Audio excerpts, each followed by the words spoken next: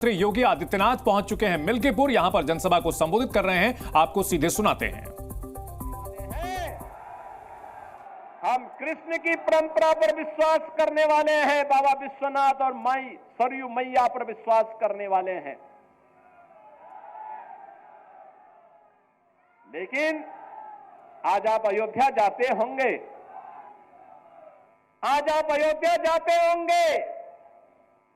बहनों और भाइयों, अयोध्या का विकास हुआ ना। वाह, अयोध्या देखो ना, ये समाजवादी पार्टी वहां कार सेवकों पर गोलियां चलाते थे। आज आप अयोध्या का कोई व्यक्ति दुनिया के अंदर कहीं जाएगा, अयोध्या का नाम लेंगे, लोग बड़े सम्मान के साथ आपको गला लगाते हैं। उसकी आंखों की, चेहरे की मुस्कान बताती है कि आपके प्रति सम्मान का भाव है। यह है आज आपका सम्मान। यह सम्मान मोदी जी के विजन के कारण, प्रधानमंत्री मोदी जी के विजन के कारण आज आपको यह सम्मान प्राप्त हो रहा है। समाजवादी पार्टी का बस चलता तो अयोध्या से आपका नाम भी हटा देता। पूरी ताकत उसने लगाई थी, पूरी ताकत लगाई थी कि गुलामी के ढांचे को कोई कुछ टस से मस न कर सके। लेकिन हम लोग कहते थे चाहे कुछ भी हो, गुलामी का ढांचा तो हटेगा जरूर। और बहनों और भाइयों, आज गुलामी का ढांचा ही नहीं हो घटा है। इनके जितने भी ऐसे शागिर्द थे जो बेटी और बहन की सुरक्षा के लिए, किसी व्यापारी की सुरक्षा के लिए, कि किसी नागरिक की सुरक्षा के लिए, किसी दलित, किसी वंचित, किसी किसान की सुरक्षा के लिए जो खतरा बने हुए बड़े बड़े माफिया थे, दुर्दांत माफिया थे, जो जहां देखो वहां की जमीन को कब्जा करते थे, सुरक्षा में सेंध लगाने का काम करते थे, उनको भी कहा गया कि भाई देखो, तुम्हारी यात्रा पूरी हो गई है, अब तुम जन्नत के हकदार नहीं हो, अब जाओ, राम नाम सत्य है भी तुम्हारे लिए नहीं पढ़ा जाएगा, तुम जहन्नुम की अपनी यात्रा में आगे बढ़ते जाओ। और बहनों और भाइयों, आज आप देख रहे होंगे कानून व्यवस्था की जब बात होती है तो उत्तर प्रदेश ही नहीं, देश के अंदर लोग कहते हैं उत्तर प्रदेश की पुलिस बहुत अच्छा काम कर रही है। आपने देखा होगा अभी हमारा एक इंस्पेक्टर भी, उत्तर प्रदेश पुलिस का एक इंस्पेक्टर शहीद हुआ है। माफिया और अपराधियों का, वो दूसरी ओर से आए थे,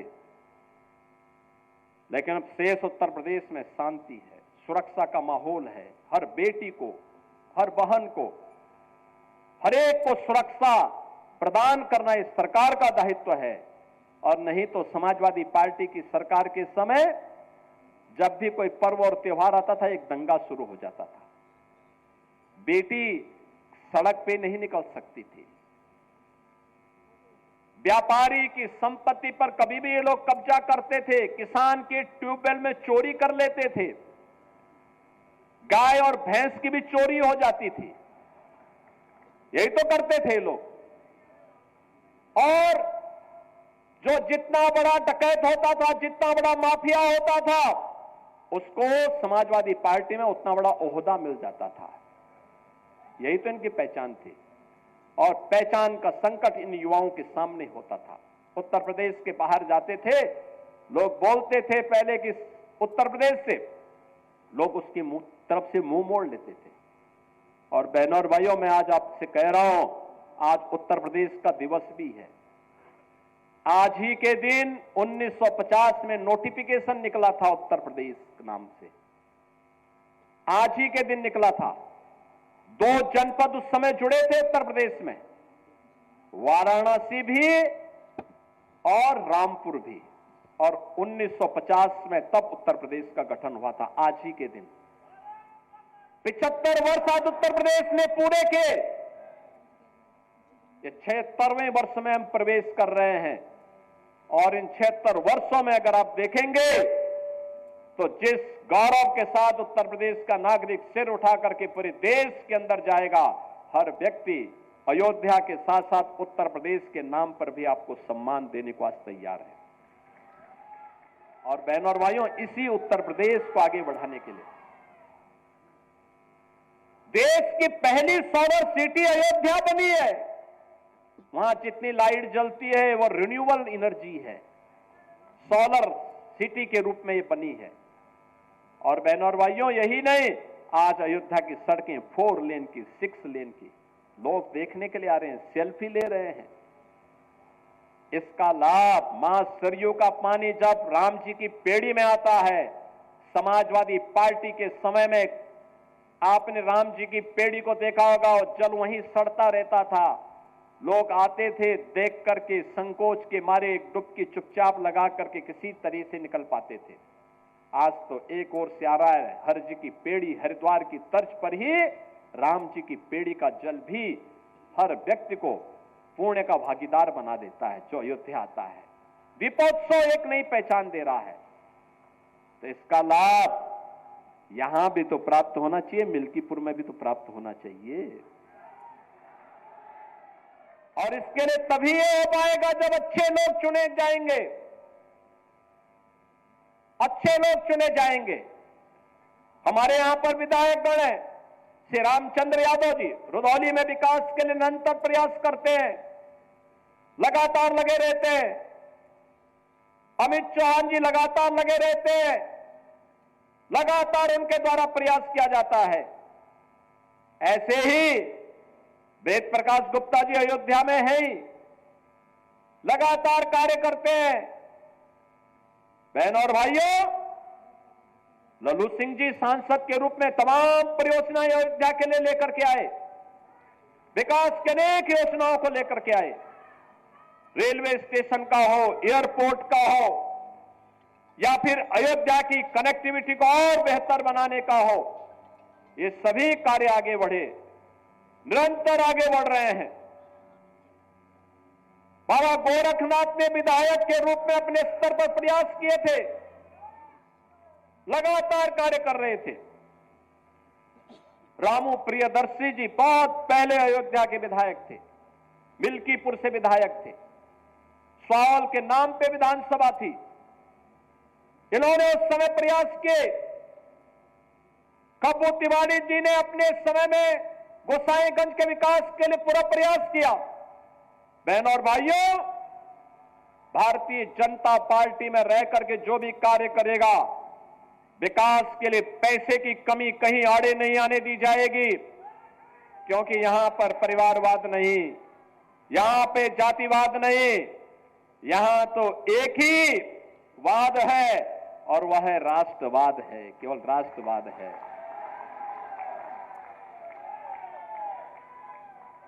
यहां पे तो एक ही वाद है और वह है कि अयोध्या धाम का एक ही संदेश, एकता से ही अखंड रहेगा ये देश, एकता से।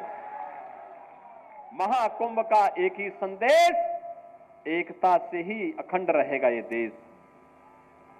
सब कुछ देश के लिए, सब कुछ देश के लिए, और एक ही तमन्ना के साथ हर कार्यकर्ता कार्य करता है, और वह होता है कि तेरा वैभव अमर रहे मां, हम दिन चार रहे न रहे। और बहनों और भाइयों, इसी का आह्वान करने के लिए मैं आज आपके पास आया हूं।